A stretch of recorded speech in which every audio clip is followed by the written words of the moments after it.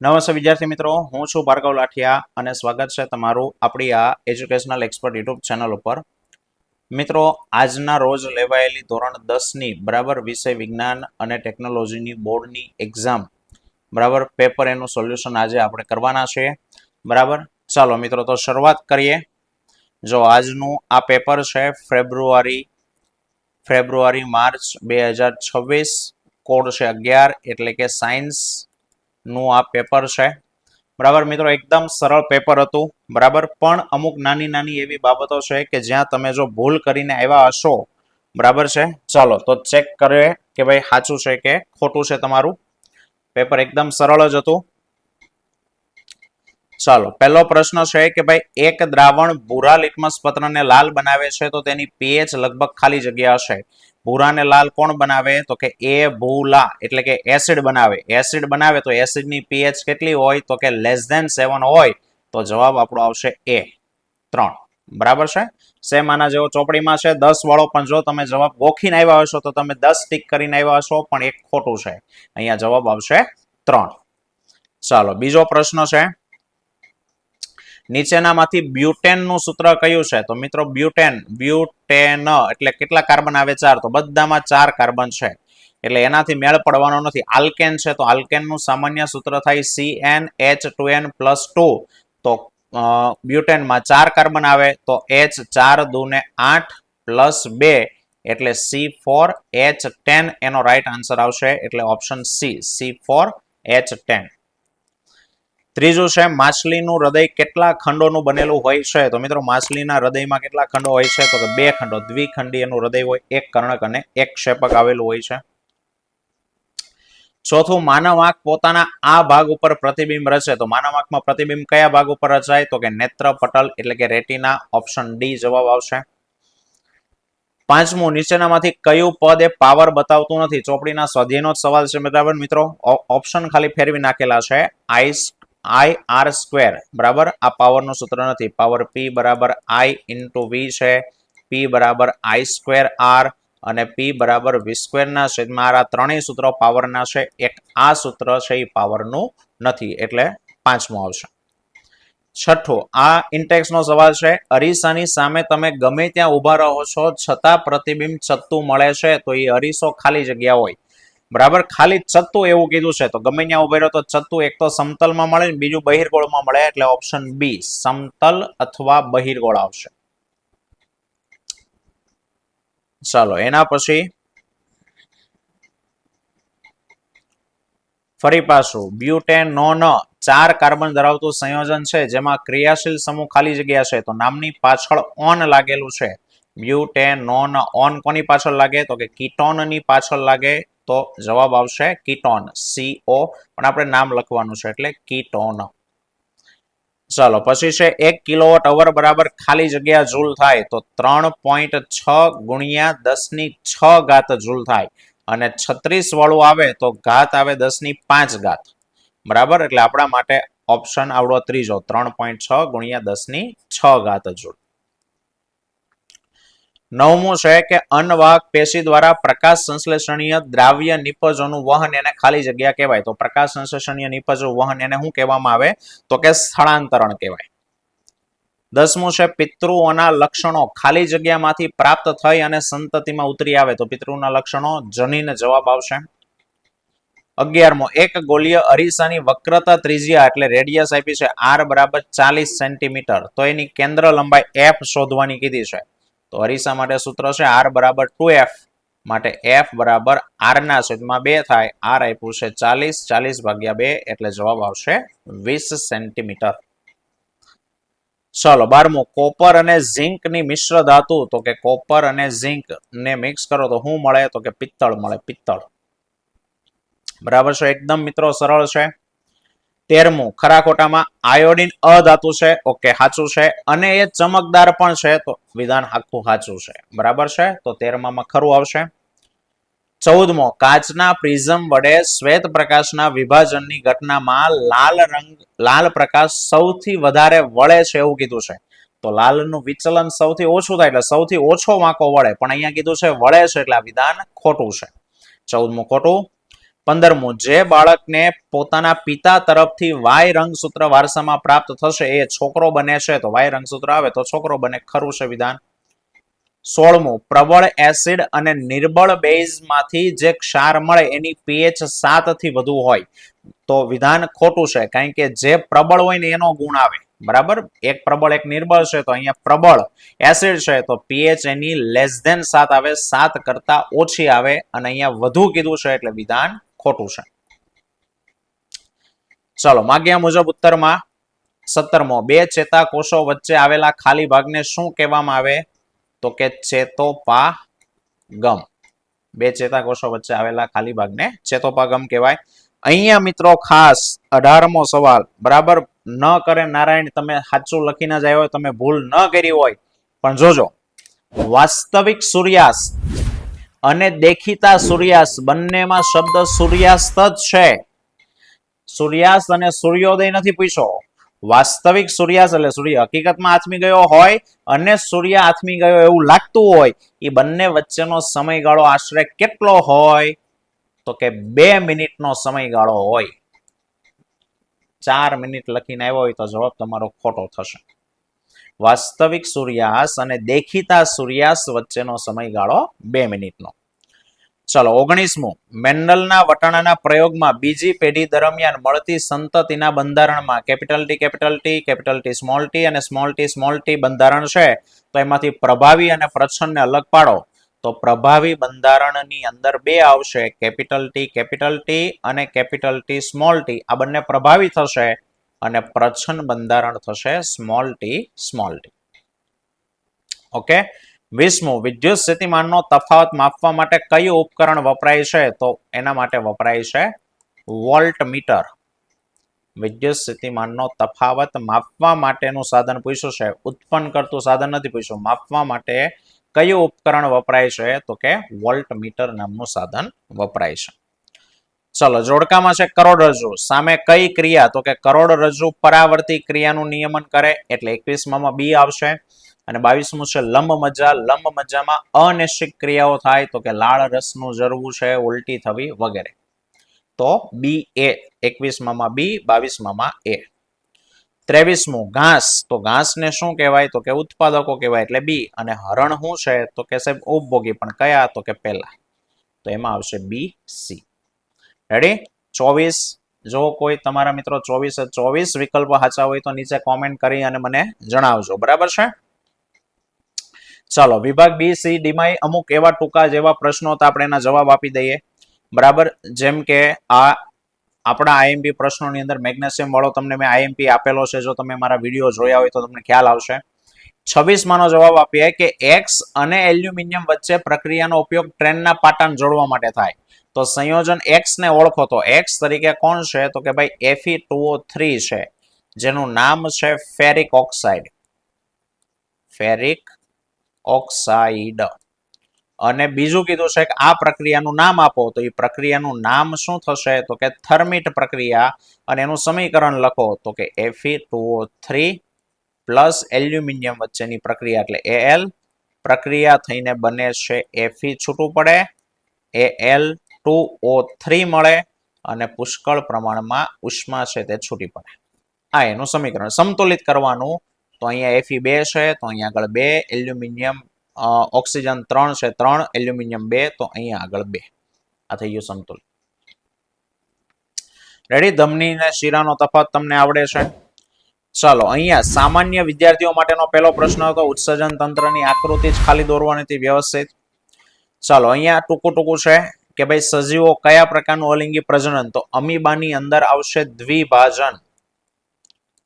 Amoeba કયા પ્રકારનું પ્રજનન દર્શાવે? દ્વિભાજન. ખાલી દર્શાવે એ જણાવો, સમજાયું હોય તોય ઓકે. પ્લેનેરિયા. પ્લેનેરિયાની અંદર તો કે પુનઃ સર્જન, અથવા બીજું નામ શું છે? તો કે પુનર્જનન. પુનર્જનન. 30મો, ગ્રહો કેમ ટમટમતા નથી?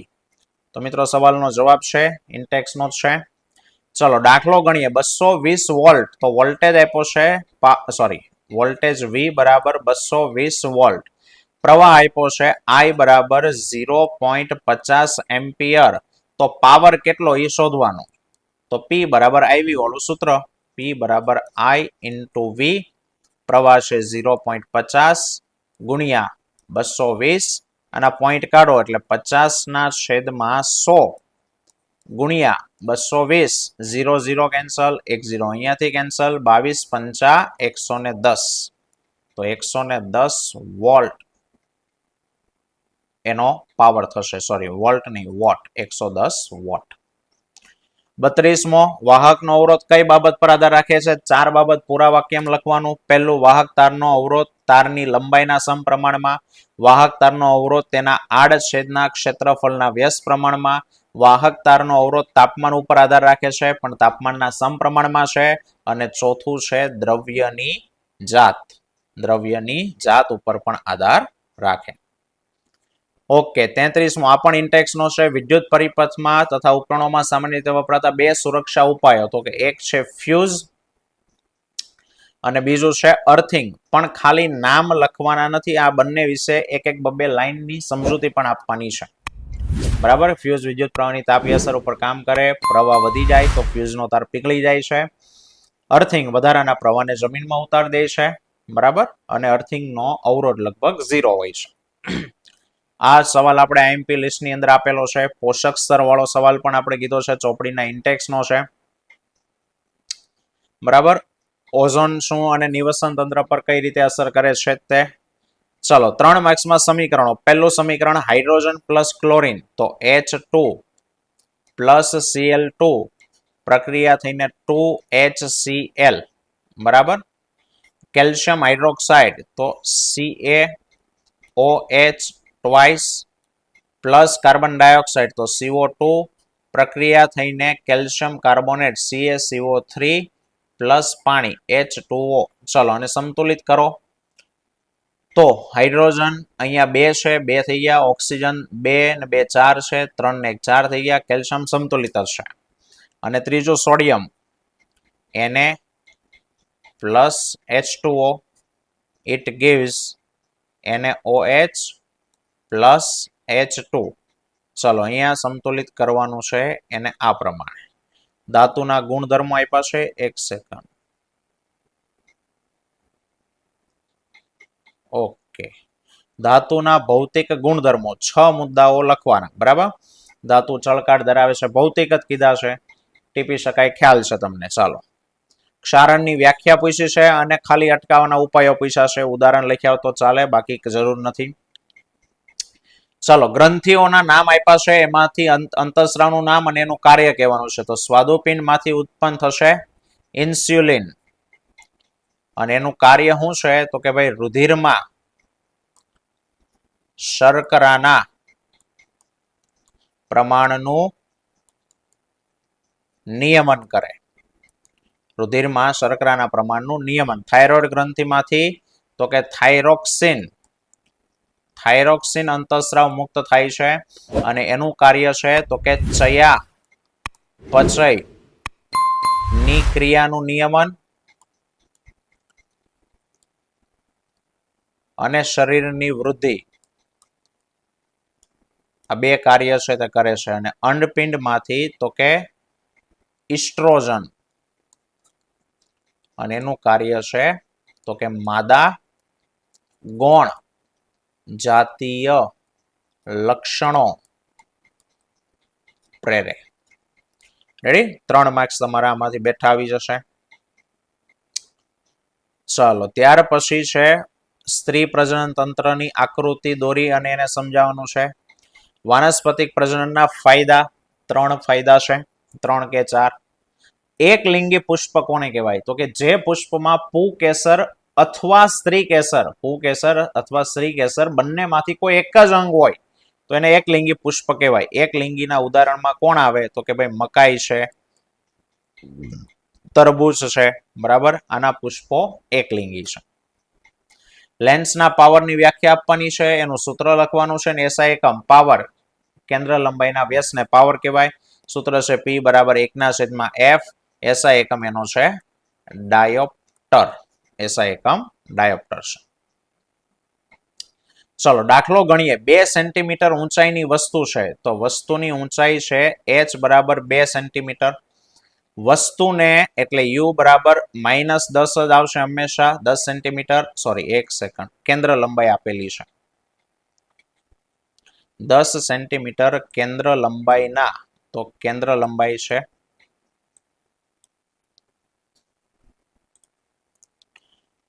કેન્દ્ર લંબાઈ એફ બરાબર કયો છે? બહિર્ગોળ. બહિર્ગોળમાં પ્લસ આવે તો +10 સેન્ટીમીટર.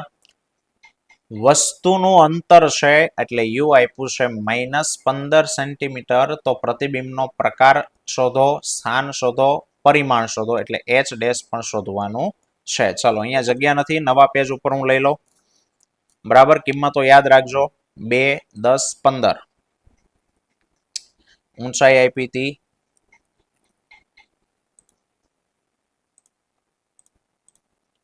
ચાલો, ઊંચાઈ h બરાબર 2 સેન્ટીમીટર છે. પછી f હતી +10 સેન્ટીમીટર. વસ્તુને મૂકવાની છે -15 સેન્ટીમીટરે. તો આપણે ગોતવાનું છે v અને h ડેશ. ચાલો, લેન્સના સૂત્ર મુજબ, લેન્સના સૂત્ર મુજબ, લેન્સનું સૂત્ર 1/v -1/u બરાબર 1/f. આપણે શું શોધવાનું છે? v. તો u ને સામે જ આવવા દો તો પ્લસ થઈ જશે, તો 1/f પ્લસ 1/u. મૂકો કિંમત. ચાલો, f ની કિંમત આપી છે 10, આ પ્લસ, u ની કિંમત છે -15. પ્લસ માઇનસ માઇનસ થશે તો 1/10 -1/15. 15 અને 10 નો લસા થશે તો કે 30. 10 તેરી 30, 15 દુ 30, એટલે આવ્યું તમારું 1/v બરાબર 1/30. માટે v બરાબર 30 સેન્ટીમીટર. ચાલો, અને હવે h ડેશ શોધીએ તો મોટવણીનું સૂત્ર h ડેશ ના છેદમાં h બરાબર v ના છેદમાં u. લેન્સ છે તો માઇનસ આવશે નહીં, એટલે h ડેશ બરાબર v ગુણ્યા h ના છેદમાં u. v આવ્યું તમારું 30, ઊંચાઈ આપી છે 2 અને પ્રતિબિંબનું વસ્તુ છે -15. 15 દુ 30, 2 ગુણ્યા 2 નીચે માઇનસ, એટલે h ડેશ બરાબર -4 સેન્ટીમીટર. અને પ્રકાર સાથે સાથે પૂછ્યો છે તો આપણે પ્રકાર પણ જણાવી દઈએ. બરાબર, માઇનસ આવ્યું એટલે ઉલટું, વાસ્તવિક, ઉલટું અને વસ્તુ કરતા મોટું. ચલો, વિભાગ ડી માં તાજા દૂધની pH 6 છે. જો એનું દહીંમાં રૂપાંતર થાય તો pH ના ફેરફાર વિશે શું કહેવું છે? તમારો ઉત્તર સમજાવો. તો લખવાનું, તાજા દૂધની pH 6 છે. જો તેમાંથી દહીં બને એટલે કે લેક્ટિક એસિડ બને તો તેની pH માં ઘટાડો થાય અને pH એસિડિક રેન્જની અંદર આવે, એટલે કે pH 6 કરતા ઘટશે. બસ આટલું લખવાનું હતું. બીજું છે, સામાન્ય રીતે ધાતુની એસિડારે પ્રક્રિયાથી કયો વાયુ મુક્ત થાય? તો કે હાઇડ્રોજન વાયુ મુક્ત થાય. અને એને સમીકરણ આપીને સમજાવો તો ઝિંક H2SO4 ZnSO4 +H2. બીજા બે ઉદાહરણ આપી દો, લખાણ અને ઉદાહરણ. ચલો, 48મો, પદાર્થ X એક ક્લોરીન વાયુ સાથેની પ્રક્રિયાથી બને છે. સાંભળજો. અને તેનો ઉપયોગ ટેક્સટાઇલ, હાલો ટેક્સટાઇલ આવી ગયું. વિરંજન એટલે આ X તરીકે શું છે? તો કે વિરંજન પાવડર છે. તો X નું નામ, X એક ક્લોરીન વાયુ સાથેની પ્રક્રિયાથી બને છે, તો X નું નામ છે કેલ્શિયમ ઓક્સી ક્લોરાઇડ અથવા વિરંજન પાવડર પણ લખી શકો, અથવા બ્લીચિંગ પાવડર, કારણ કે નામમાં ચોખવટ નથી કરી, રાસાયણિક નામ કેવું. બરાબર છે. અને સૂત્ર એનું તો સૂત્ર છે CaOCl2. ચલો, એની બનાવટ લખવાની છે. તો એની બનાવટ થશે CaOH ટ્વાઇસ પ્લસ Cl2, પ્રક્રિયા થઈને CaOCl2 પ્લસ H2O. સોડિયમ ક્લોરાઇડના જલીય દ્રાવણના વિદ્યુત વિભાજનથી ઉદ્ભવેલા ક્લોરીન વાયુની પ્રક્રિયા શુષ્ક ફોડેલા ચૂના સાથે કરો એટલે આ બને અને પાણી છૂટું પડે. અને એના બીજા ઉપયોગો તો લોન્ડ્રીમાં ધોયેલા કપડાના બ્લીચિંગ માટે, લાકડાના માવાના અને ઉદ્યોગોમાં ઓક્સિડેશન કરતા તરીકે, અને પીવાના પાણીને જંતુરહિત બનાવવા માટે. ચલો, તફાવત. સંતૃપ હાઇડ્રોકાર્બન જેમાં કાર્બન કાર્બન વચ્ચે એકલ બંધ હોય એને એવા હાઇડ્રોકાર્બનને સંતૃપ કહેવાય, જેમાં ડબલ બંધ હોય, ટ્રિપલ બંધ હોય એને અસંતૃપ કહેવાય. સંતૃપ સંયોજનો કાળા ધુમાડા વગરની ભૂરા રંગની જ્યોત સાથે સળગે અને અસંતૃપ સંયોજનો કાળા ધુમાડા વાળી પીળા રંગની જ્યોત સાથે સળગે. સંતૃપની અંદર આલ્કેન આવે, અસંતૃપમાં આલ્કિન અને આલ્કાઇન 2 આવે. ચલો આકૃતિ આપી છે, અવલોકન કરો અને A B C D ના નામ લખો. બોલો એ શું છે તો કે એ છે અન્નનળી, બી શું છે તો કે જઠર, સી તો કે યકૃત અને ડી નાનું આંતરડું. અને બી માં થતી પ્રક્રિયા સમજાવો. તો બી શું છે જઠર. જઠરમાં શું થાય લખવાનું. જ્યારે ખોરાક જઠરમાં પ્રવેશે ત્યારે જઠર રસ ઉત્પન્ન થાય, જેની અંદર શ્લેષ્મ, પેપ્સિન અને હાઇડ્રોક્લોરિક એસિડ એનું મિશ્રણ છે. હાઇડ્રોક્લોરિક એસિડ એના કાર્ય લખવાના. ખોરાકને એસિડિક બનાવે, ખોરાકમાં પ્રવેશેલા બેક્ટેરિયાનો નાશ કરે છે, ખોરાકના પાચન માટે એસિડિક માધ્યમ પૂરું પાડે, અદ્રાવ્ય ક્ષારોને ઓગાળે છે અને નિષ્ક્રિય પેપ્સિનોજનનું સક્રિય પેપ્સિનમાં રૂપાંતર કરે. પેપ્સિનનું કાર્ય શું છે તો કે ભાઈ પ્રોટીનનું અંશતઃ પાચન કરે અને શ્લેષ્મ જઠરની દિવાલનું રક્ષણ કરે અને અર્ધપાચિત ખોરાક એ ની જઠરવાલ દ્વારા નાના આંતરડામાં જાય. બસ આટલું. વિભિન્ન પ્રાણીઓમાં ગ્લુકોઝના ઓક્સિડેશન એટલે આ શ્વસન વાળો સવાલ, જારક શ્વસન, અજારક શ્વસન, બરાબર. એના જે સમીકરણો 3 છે તે. માનવ આંખની આકૃતિ અને એમાં કીકી અને નેત્રમણીનું કાર્ય. તો કીકીનું કાર્ય શું છે તો કે આંખમાં પ્રવેશતા પ્રકાશની માત્રાનું નિયમન કરવાનું. કેવી રીતે તો કે જ્યારે આંખમાં તીવ્ર પ્રકાશ આવતો હોય ત્યારે કનિનિકા કીકીને સંકોચે અને જ્યારે આંખમાં પ્રવેશતા પ્રકાશની માત્રા ઓછી હોય તો કનિનિકા કીકીનું વિસ્તરણ કરે. અને નેત્રમણીનું કાર્ય તો કે સાહેબ પ્રકાશના કિરણોનું વક્રીભવન કરાવી તેનું વાસ્તવિક અને ઉલટું પ્રતિબિંબ રચે. બેનો 1 માર્ક્સ અને આકૃતિના 2 માર્ક્સ. ચાલો બીજું તમને પૂછ્યું છે દ્રષ્ટિહીન વિદ્યાર્થીઓ માટે સામાન્ય. ઓકે, સામાન્ય માટે અહીંયા પૂછ્યું છે ઘરેલું પરિપથ. ઘરેલું પરિપથ આકૃતિ દોરીને સમજાવવાનો છે. અને તફાવત જૈવ વિઘટનીય પદાર્થો, જૈવ અવિઘટનીય પદાર્થો. જે પદાર્થોનું જૈવિક ક્રિયા કે મૃતોપજૈવિક પદાર્થો દ્વારા વિઘટન થઈ શકે અને જૈવ વિઘટનીય કહેવાય, જેનું વિઘટન જૈવિક ક્રિયા કે મૃતોપજીવી સજીવો દ્વારા ન થાય ને જૈવ અવિઘટનીય કહેવાય. અને બેના ઉદાહરણ આપવાના. નિવસન તંત્ર એટલે શું તો કે સૂક્ષ્મજીવો, વનસ્પતિ, મનુષ્ય સહિતના બધા જ પ્રાણીઓ અને તેમની સાથે સંકળાયેલા પર્યાવરણ આંતરક્રિયા કરીને જે તંત્ર બનાવે એને નિવસન તંત્ર કહેવાય. એના ઘટકો જૈવિક અને અજૈવિક ઘટકો ખાલી જણાવવાના છે. અજૈવિક ઘટક તો કે બધા નિર્જીવોનો સમાવેશ થાય એના ઉદાહરણ, અને બધા જૈવિકમાં સજીવોનો સમાવેશ થાય એમાં ઉત્પાદક, ઉપભોગી અને વિઘટક. ઓકે, તો મિત્રો આ તો આપણું આ સોલ્યુશન. એકદમ સરળ પેપર હતું, બરાબર. તમારું પેપર કેવું ગયું, કેટલા માર્ક્સ આવશે નીચે કમેન્ટ કરીને જણાવો. અને આવા જ નવા વિડીયો જોવા માટે આપણી ચેનલને સબસ્ક્રાઇબ કરો. ફરી પાછા મળીશું આવતા વિડીયોમાં. ત્યાં સુધી જય હિન્દ, જય ભારત.